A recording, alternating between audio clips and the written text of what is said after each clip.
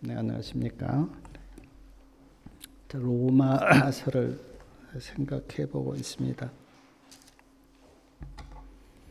자, 오늘은 로마서 12장 말씀을 함께 생각해 보겠습니다. 자, 로마서 12장 1절은 이렇게 시작합니다. 그러므로 형제들아, 내가 하나님의 모든 자비하심으로 너희를 권하노니 너희 몸을 하나님이 기뻐하시는 거룩한 산 제사로 드리라. 이는 너희의 드릴 영적 예배니라. 여기 그러므로 그랬습니다. 그러므로는 예수님을 믿고 구원 받았으므로, 예수님을 믿고 하나님의 자녀가 되었으므로, 그런 뜻입니다. 그러니까 로마서 1장부터 10장까지의 말씀을 다 포함하는 말씀이 그러므로입니다. 그러므로 형제들아. 왜 형제라고 불렀을까요? 이제는 이방인도 없고 유대인도 없습니다. 다 하나님 안에서 한 형제예요. 왜 우리가 형제 자매인가? 하나님을 아버지라고 부르기 때문에. 하나님은 우리의 아버지시고 우리는 다 하나님의 자녀입니다. 그래서 형제, 자매 그렇게 부릅니다. 물론 우리가 직분은 다 있습니다. 그러나 제가 교회에 나와서 가장 정감 있게 들리는 말이 뭐냐면 형제님, 자매님, 그런 말이에요. 우리가 누구를 형제라고 부르면 아주 가까운 것처럼 느껴지죠. 한 아버지를, 하나님 아버지를 한 분 모시고 있는 우리 다 형제 자매. 그래서 사도 바울은 로마 교회 교인들에게 형제들아 그렇게 불렀습니다. 내가 하나님의 모든 자비하심으로 너희에게 권한다. 사랑하는 여러분, 하나님은 자비하신 분이세요. 물론 하나님의 속성이 많이 있지만, 그러나 한마디로 하나님이 어떤 분인가라고 말하면 하나님은 자비하신 분이다. 그 하나님의 자비를 사도 바울이 알기에 이렇게 말합니다. 내가 하나님의 자비하심으로 너희에게 말한다. 하나님의 자비가 있는 거예요. 사랑하는 여러분, 우리가 하나님을 믿습니다. 우리도 누구에게 권면을 합니다. 그럴 때 하나님의 자비하심으로 권면할 수 있기를 바랍니다. 그게 필요해요. 왜냐하면 내가 믿는 하나님이 자비하신 분이기 때문에. 너희 몸을 하나님이 기뻐하시는 거룩한 산 제사로 드리라. 네, 너희 몸을 그랬습니다. 물론 우리가 생각도 하나님께 드려야 합니다. 마음도 하나님께 드려야 돼요. 그러나 생각과 마음은 드렸는데 몸은 드리지 않으면 올바른 신자가 아닙니다. 생각으로는요, 다 할 수 있어요. 온 세상 사람들도 생각으로는 사랑할 수 있어요. 마음으로도 사랑할 수 있어요. 그러나 몸으로 사랑하는 것은 쉬운 일이 아닙니다. 희생하지 않으면 사랑이 안 돼요. 아마 사도 바울이 로마서 11장까지는 교리적으로 이론적으로 많이 말씀했어요. 예수님을 믿어라. 주님 안에 거하라. 자아를 버리라. 그런데 로마서 12장부터는 생각과 마음을 우리가 포함한 너희 몸을 하나님께 드리라. 그렇게 말씀합니다.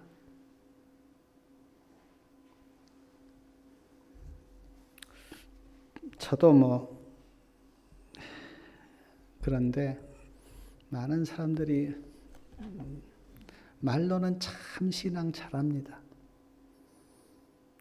말로 신앙 못한 사람 없어요. 그러나 과연 그의 삶 속에서 그의 몸으로 하나님을 잘 섬기는가? 다른 차원의 문제예요. 사랑하는 여러분, 오늘 로마서 12장부터는 우리의 삶 속에서 하나님을 어떻게 섬길 것인가를 말씀하고 있는데, 우리의 삶으로, 우리의 몸으로 하나님을 잘 섬기시기 바랍니다. 그것을 하나님께서는 기뻐하신다 그랬어요.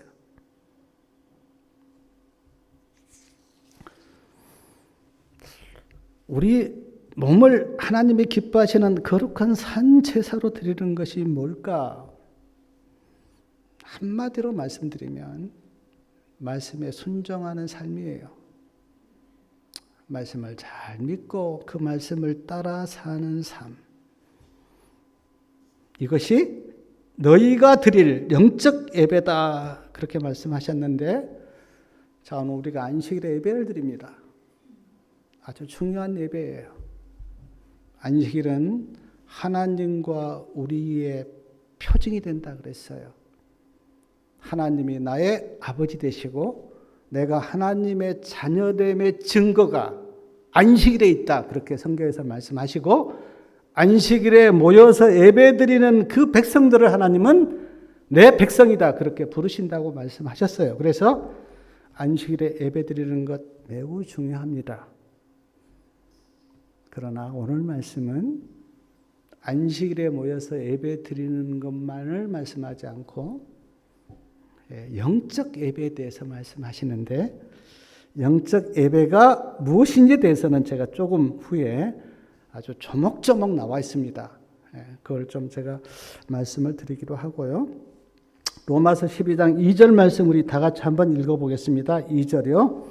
너희는 이 세대를 본받지 말고 오직 마음을 새롭게 함으로 변화를 받아 하나님의 선하시고 기뻐하시고 온전하신 뜻이 무엇인지 분별하도록 하라. 첫 번째, 너희는 이 세대를 본받지 말라. 너희는 로마 교회 교인들을 가리키지만 넓게 보면 우리 모두를 포함합니다. 너희는 이 세대를 본받지 말라. 사랑하는 여러분, 이 세대가 어떤 세대이기 때문에 본받지 말라고 말씀하셨을까요?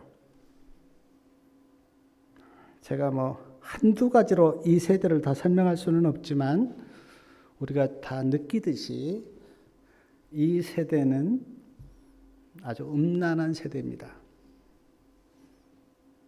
제가 이 음란에 대해서 그 깊이가 어떤 것인지 제가 잘 모르기 때문에 말씀을 못 드리지만, 지금 이 세상에 퍼져 있는 음란은 상상을 초월합니다.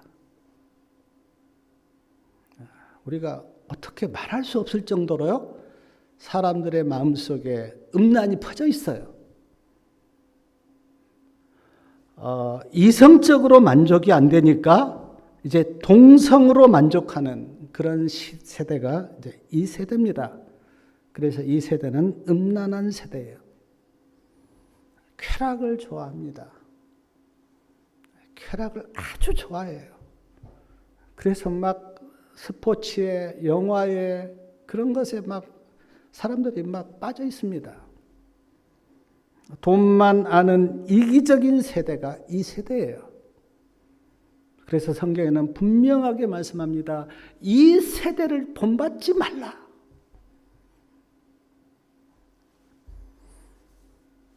요한일서 2장 16절에도 세상을 사랑치 말라고 말씀하시면서 세상에 있는 것이 육신의 정욕과 안목의 정욕과 이생의 자랑이다. 그러므로 이 세대를 본받지 않아야 돼요. 이 세대를 본받으면 제가 단언컨대 구원과 멀어집니다. 멸망의 길로 갈 수밖에 없어요. 이 세대를 본받으면 믿음으로 살 수는 없습니다. 세상 따라가면 하나님과 멀어져요.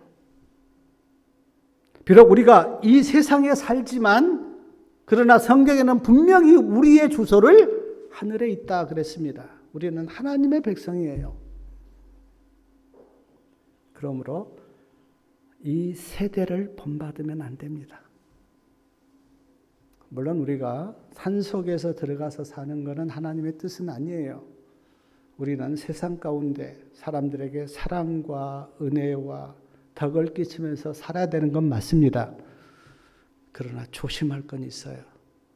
그들에게 빠지면 안 돼요.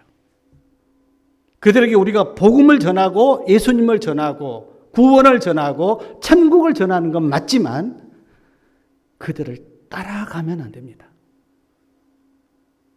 만약 내가 세상을 따라갈 그런 믿음이라면 산속으로 들어가는 게 훨씬 나아요. 나라도 구원받아야 되니까. 나라도.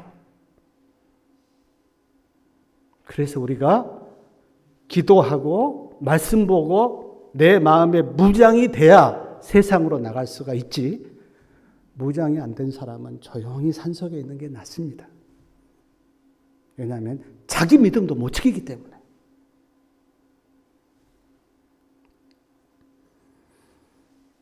사랑하는 여러분, 그러면 우리가 누구를 본받아야 합니까? 세상을 본받지 말고 예수님을 우리는 본받아야 돼요.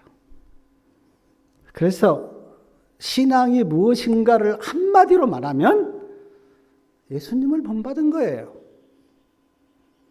사랑으로 사신 그 예수님을 본받아서 나도 사랑으로 살고 사람들을 궁일이 여긴 그 예수님을 본받아서 나도 사람들을 궁일이 여기고 믿음으로 사신 예수님을 본받아서 나도 믿음으로 살고 그래서 사랑하는 여러분 창세기부터 계시록까지 다 모든 말씀이 중요하고 좋지만 저는 처음 신앙을 한 사람들에게 예수님의 생애를 깊이 연구하시죠. 저는 그렇게 말씀드립니다. 왜냐하면 우리가 예수님을 알아야 되고 예수님을 본받아야 되기 때문에 예수님이 어떤 분인지를 모르면서 신앙한다고 하는 것은 어떻게 보면 나침판이 없는 상태에서 어디 길을 가는 것 같아요.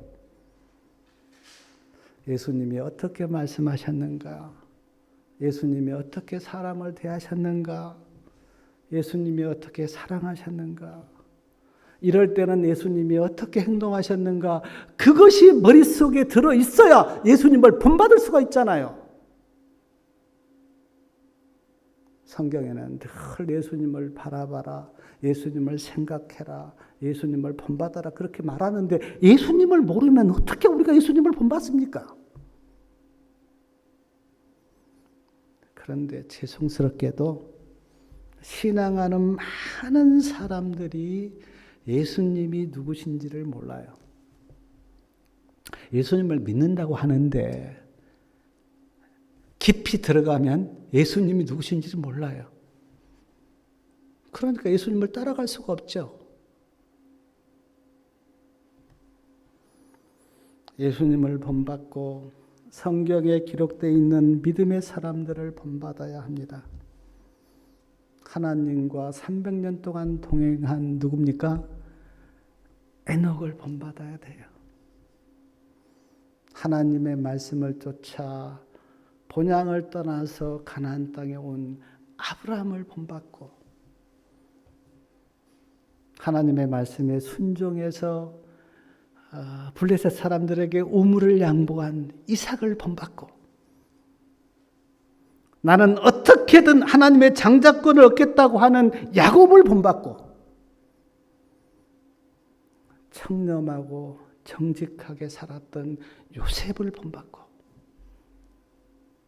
세상 쾌락과 세상의 부경화를 마다하고 하나님의 백성들과 함께 고난을 겪는 모세를 본받고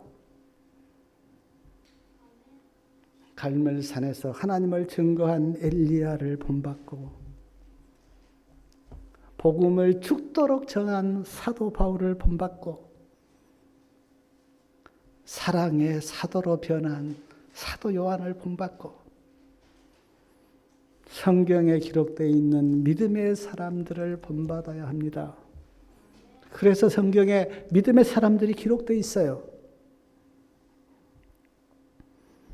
또한 마음을 새롭게 하라 그렇게 말씀하셨죠. 중간에 보니까 마음을 새롭게 함으로 변화를 받으라. 변화되려면 마음이 변해야 돼요. 마음이 변하지 않으면 그 변화가 가짜입니다. 어떤 때는 변한 것처럼 보이는데 근본적으로 마음이 바뀌지 않으면 다시 그 습관이 나와요. 그러므로 마음이 새롭게 변화돼야 돼요.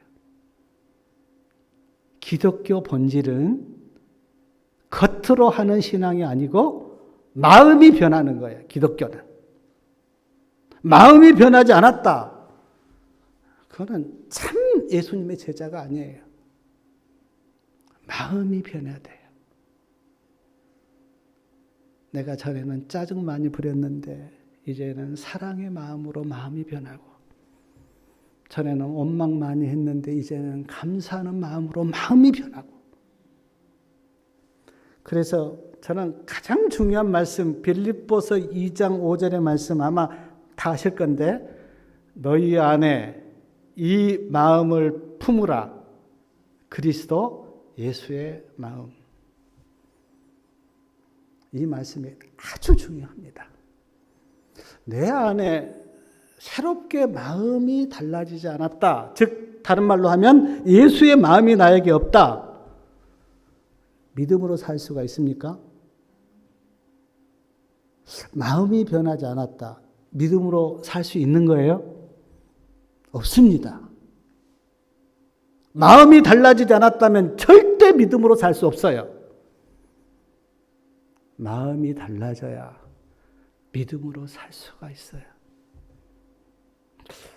복음서에 보면 바리새인들, 제사장들, 막 사두개인들하고 예수님이 많이 이렇게 다투십니다. 예수님이 다툰 게 아니고 그들이 예수님께 시비를 많이 걸죠. 근데 예수님이 그들을 바라보는 시각이 있어요. 시각이 뭐냐면 마음이 변하지 않는 거예요. 마음이. 그러니까 마음에는 막 사람들을 죽이려고 그러고 막 원망하고 욕하고 하는데 바리새인들은 겉으로는 아주 거룩한 척. 사람들은 모르는데 예수님은 정확하게 그들의 마음을 보셨죠.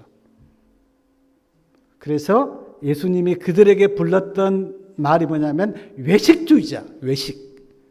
겉과 속이 다른 사람. 이게 외식이에요, 외식.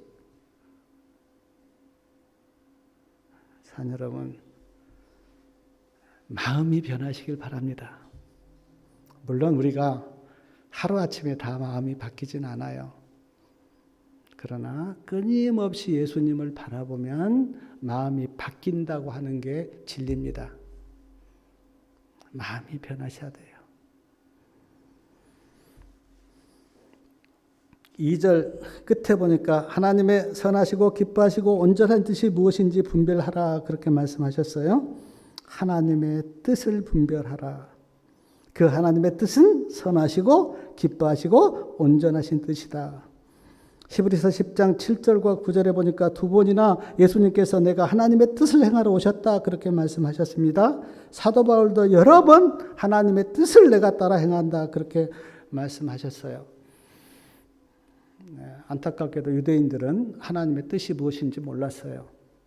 그래서 그들은 열심히 신앙한다고 하는데 하나님의 뜻과 반대로 갔죠. 하나님의 뜻은 예수님을 믿고 예수님 안에서 믿음으로 사는 게 하나님의 뜻이었는데 유대인들은 몰랐습니다. 데살로니가전서 4장 3절에 보니까 거룩한 것이 하나님의 뜻이다 그렇게 말씀하고 있고, 데살로니가전서 5장 16절부터 18절에 보면 항상 기뻐하고 기도하고 범사에 감사하면서 사는 것이 하나님의 뜻이다 그렇게 말씀합니다. 제가 이 하나님의 뜻을요 이제 이렇게 묵상하다가 생각난 한 예가 뭐냐면 신안 앞바다에서 발견한 그 도자기, 좀 몇 년 됐죠, 좀 오래됐죠. 제가 그 이야기가 생각이 났는데 신안 앞바다 섬에 산 사람들이 이제 파도가 밀려오면 이제 그릇이 이렇게 많이 이제 섬으로 밀려왔어요. 근데 섬에 사는 사람들은 어떤 미신이 있었냐면 바다에서 그릇을 주워오면 아주 안 좋은 일이 있다고 하는 그 미신, 그 풍습 때문에 그릇을 하나도 안 가져오고 그 자리에서 다 깼대요. 그래서. 근데 어느 날 이제 도시에서 이사 온 어떤 젊은 사람이 그런 미신이나 풍습 모르니까 이제 그 그릇을 하나 가져와서 집에 이제 개 밥그릇을 썼어요. 2년 동안이나 집에서 이제 개 밥그릇을 썼어요. 어느 날 목포에서 후배가 놀러 왔는데, 섬에 이제 여름 휴가차 놀러 왔는데, 개밥그릇 앞에서 그 개밥그릇을 바라보고 있는 거예요. 이상하다고. 이거 이상하다고. 그리고는, 내가 이걸 가지고 목포에 가서 한번 감정을 받아보겠다고. 그래라고 그렇게 줬어요. 목포에 와서 그 도자기, 이제 그릇을 감정을 받았는데, 그때 감정가가 3억 5천만 원이야. 3억 5천만 원. 개밥 그릇이 3억 5천만 원이 된 거예요. 그래서 그 신안 앞바다 그때 이제 그 뭐 배가 이렇게 가라앉지, 그래서 이제 많은 그 뭐 고려 청장가 이렇게 건져냈거든요. 제가 그 생각하면서 그 어떤 사람은 그거를 개 밥그릇으로 받고 어떤 사람은 그게 아니다 이렇게 분별을 했는데 하나님의 뜻도 마찬가지인 것 같아요. 말씀 속에서 하나님의 뜻을 찾고 분별한 사람은 그건 참 놀라운 일이고, 말씀 속에서 하나님의 뜻을 찾지 못한 사람은 그게 아무것도 아니죠. 사도 바울은 이렇게 말씀합니다. 하나님의 선하시고 기뻐하시고 온전한 뜻이 무엇인지 분별하도록 하라. 오늘날 굉장히 혼란스러운데, 진리도 혼란스럽고 사람들의 생각도 혼란스러운데 분별을 못해요. 분별을. 그래서 혼란에 빠져요. 로마서 12장 3절 보니까 내게 주신 은혜로 말미암아, 하나님께서 우리에게 은혜를 주십니다. 그리고 이렇게 말씀합니다. 너희 중 각 사람에게 말하노니 마땅히 생각할 그 이상의 생각을 품지 말고 오직 하나님께서 각 사람에게 나눠주신 믿음의 분량대로 지혜롭게 생각하라. 더 지나치지 말라는 거예요.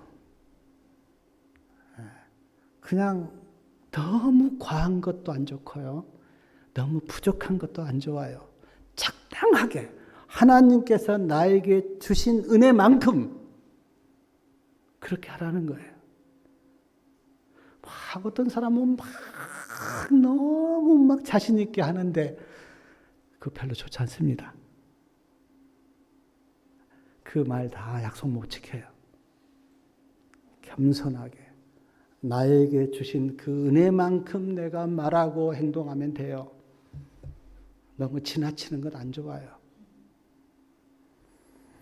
로마서 12장 4절부터 이렇게 보면은 이제 우리 몸에 그 지체가 참 많이 있다 그럽니다. 그리고 그 지체가 이제 누구를 표상하냐면 그리스도 안에서 주의 몸된 교회를 나온 성도들을 표상한데, 거기 6절에 보니까 우리에게 주신 은혜대로 받은 은사가 각각 다르다 그랬어요.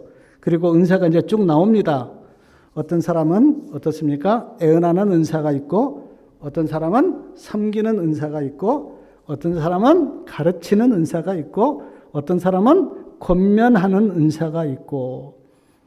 근데 8절에 보니까 권면하는 일로 구제하는 자는 뭘로요? 성실함으로 다스리는 자는 부지런함으로, 공의를 베푸는 자는 즐거움으로 하라 그렇게 이야기했습니다. 근데 구제하는 사람이요 이제 뭐 구제를 합니다. 근데 성실하지 못하면 어떻겠습니까? 사람들에게 욕먹죠. 저도 옛날에 이렇게 구제를 나가요. 어떤 사람은 열심히 구제를 하는데 어떤 사람은 빈들빈들 이렇게 노는 사람이 있어요. 얼마나 보기 안 좋은지 몰라요.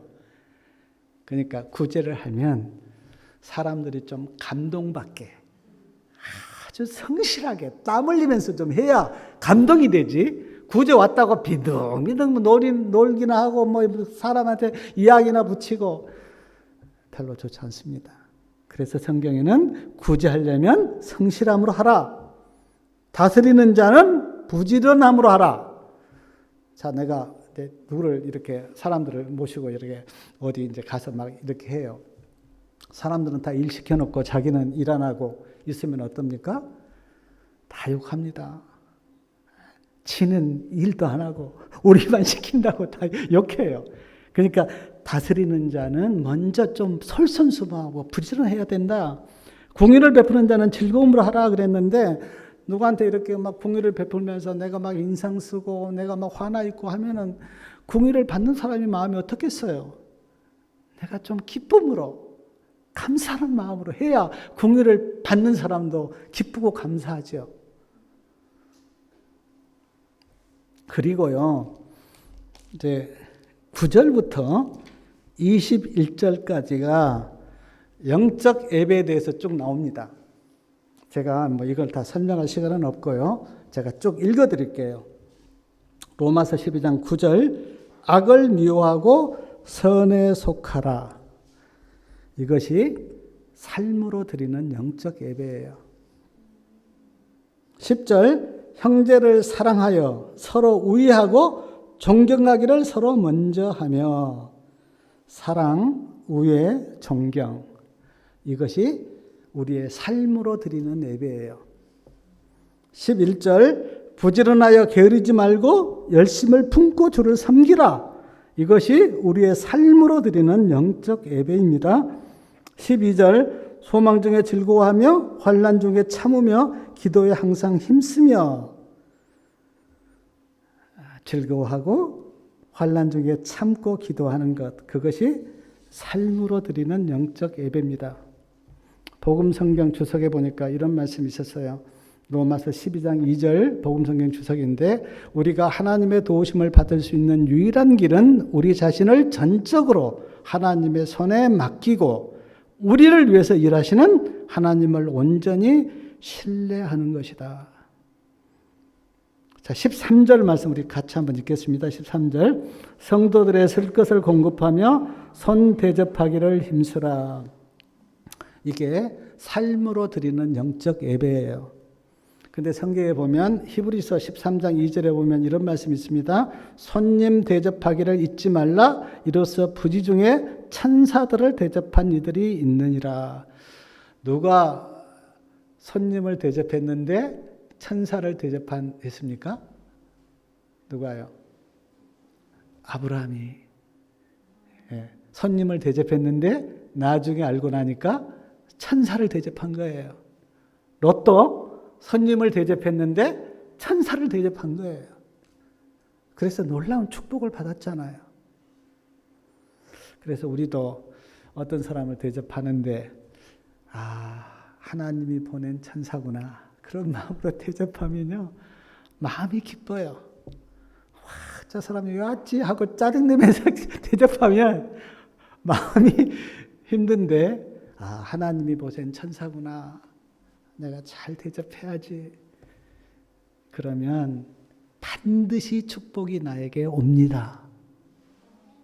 제가 경험한 게 그거예요. 누구를 찾아뵙고 잘해주면, 제가 이제 누님도 많고 뭐 아는 사람 많은데 꼭 방문해서 이렇게 찾아뵈면요, 한 바퀴 돌고 올 때는 차에 뒤에 트렁크가 뭐가 가득해요. 더 많이 얻어와요. 내가 준 거는 요만큼이면 더 많은 걸 얻어와요. 그래서 성경에는 말씀합니다. 손님 대접하기를 힘쓰라.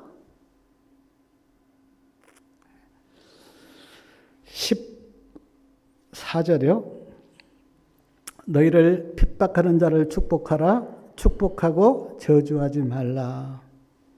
인간의 본성으로는 힘들지만 그러나 예수님이 마음에 계시면 막 나를 핍박하고 어려운 사람이 불쌍히 보여요. 불쌍히 보여요. 예수님이 마음에 계시면. 예수님이 안 계시면 막 핍박하는 자를 막 같이 막 하고 막 원망하고 하는데 예수님이 계시면 불쌍히 느껴져요. 15절 말씀 같이 한번 읽겠습니다. 즐거워하는 자들로 함께 즐거워하고 우는 자들로 함께 울라. 이것이 삶으로 드리는 영적 예배인데 옛날 속담 있잖아요. 기쁨을 나누면 2배가 되고 슬픔을 나누면 반으로 줄어든다. 근데 즐거워하는 자들과 함께 즐거워하고 우는 자들과 함께 울려면 마음이 공감이 돼야 돼요. 공감이 안 되면 절대 함께 기뻐하고 함께 슬퍼할 수가 없어요. 공감이 돼야 돼요. 근데 공감이 되려면 그 사람의 입장에 서야 돼요. 그렇지 않으면 공감이 안 돼요. 며느리 되면 며느리 입장에 서봐야 되고 시어머님이 되면 시어머니 입장에 서봐야 돼요. 그래야 내가 공감할 수가 있어요. 어떤 사람이 막 슬퍼하면서 원망하는데 그 사람 입장이 돼보지 않으면 내가 공감이 안 돼요. 그래서 함께 슬퍼하고 함께 기뻐하려면 그 사람과 공감을 해야 된다라는 것을 기억하시기 바랍니다. 16절이요. 서로 마음을 같이 하며 나쁜 데 마음을 두지 말고 도리어 낮은 데 체하며 스스로 지혜 있는 채 말라. 이것이 삶으로 드리는 영적 예배인데 낮추라는 거예요. 낮추라.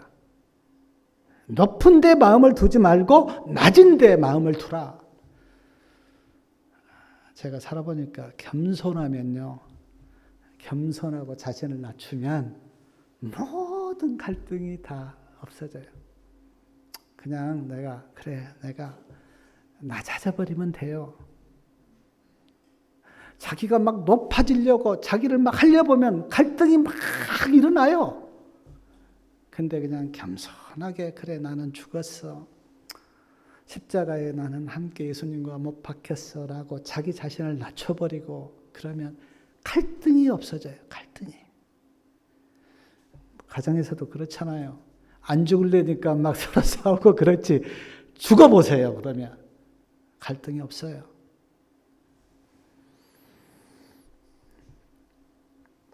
(17절이요) 아무에게도 악으로 악을 갚지 말고 모든 사람 앞에서 선한 일을 도모하라. 이것이 삶으로 드리는 영적 예배입니다. 18절 같이 한번 읽겠습니다. 할 수 있거든 너희로서는 모든 사람으로 더불어 평화하라. 이것이 삶으로 드리는 예배인데 할 수 있거든 모든 사람으로 평화하라. 화평하라. 화목하라. 그런 뜻이에요. 화목하라. 사랑하는 여러분, 절대 누구하고 원수 짓지 마세요. 나도 괴롭고 힘들어요. 화목하는 게 좋아요. 근데 할 수 있거든 그랬어요. 이 말은 아무리 내가 노력해도 할 수 없는 부분은 또 있다는 거예요. 예를 들어서 누가 나에게 막 핍박하면서 예수 믿지 말라고 막 그렇게 핍박하면 내가 어떻게 했어요, 그거를? 그럼 받을 수가 없잖아요. 안식일을 지키지 말라 막 그렇게 저에게 핍박하면서 오면 그건 내가 어떻게 받을 수가 없잖아요. 그런 부분도 있다는 거예요. 그러니까 구원과 어떤 진리가 아니면 모든 사람과 화목하는 게 좋아요. 원수 맺지 말라 그렇게 성경에서 말씀합니다. 19절 말씀이요. 내 사랑하는 자들아 내가 친히 원수를 갚지 말고 진노하심에 맡기라. 기록됐으되 원수 갚는 것이 내게 있으니 내가 갚으리라 주께서 말씀하시니라. 신명기 22장 35절 말씀입니다. 원수 갚지 말라. 내가 그것 다 갚아줄게. 하나님께서 그렇게 말씀하세요. 원수 맺지 말라는 거죠. 그건 내한테 다 맡기라. 내가 다 갚아줄게. 근데 하나님께 맡기려면 뭐가 있어야 됩니까? 믿음이 있어야 돼요. 믿음이 없으면 못 맡깁니다. 믿음이 있어야 하나님 내가 상대 안 할게요. 하나님께서 알아서 해주세요. 그렇게 하나님께 맡길 수가 있지 믿음이 없으면 못 맡깁니다.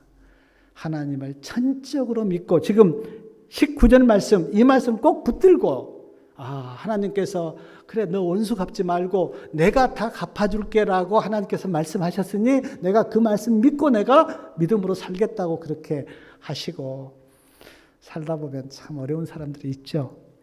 그래 하나님께 다 맡기세요. 하나님 누가 좀 힘드는데 하나님이 알아서 해주세요. 나는 그냥 손 뗄게요. 그렇게 하면 마음도 편하고 좋아요. 하나님이 그렇게 말씀하셨어요. 원수 갚으려고 하지 마라. 내가 갚아줄게. 20절 말씀 같이 한번 읽겠습니다. 내 원수가 줄이기든 먹이고 목마르거든 마시우라.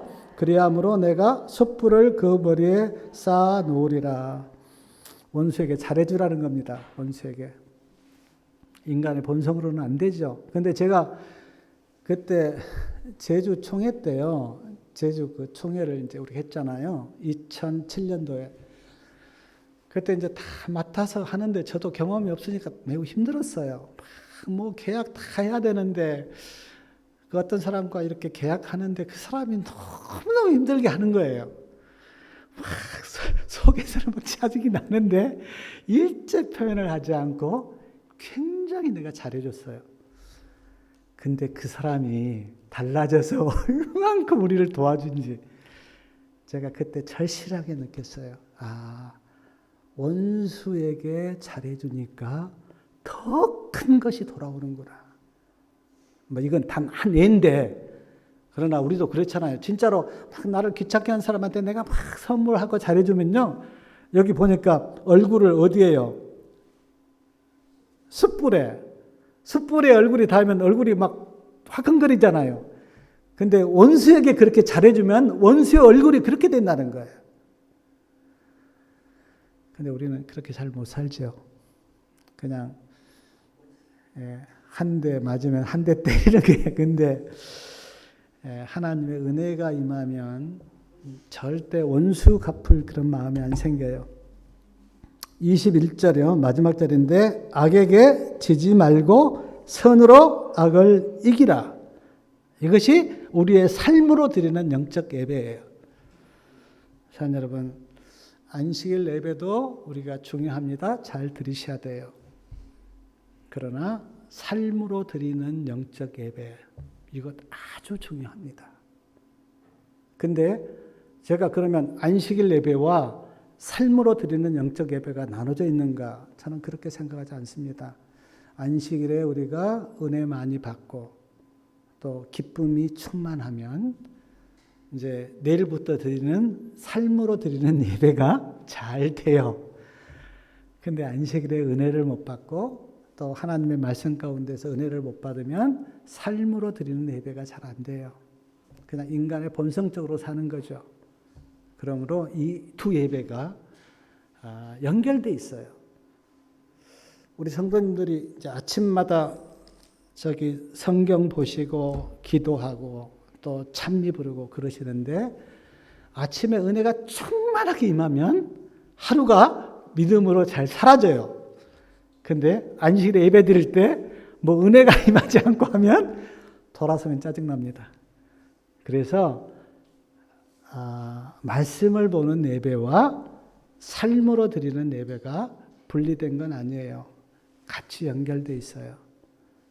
그래서 우리 성도님들 하나님의 은혜 가운데 잘 예배 드리고 그 은혜가 내 삶 속에서 이루어지는 그런 영적 예배가 다 되시기 바랍니다. 그러면 우리의 삶이 놀라운 은혜에서 은혜로, 믿음에서 믿음으로 그렇게 될 겁니다. 이런 은혜가 있기를 바라면서 말씀을 마치겠습니다.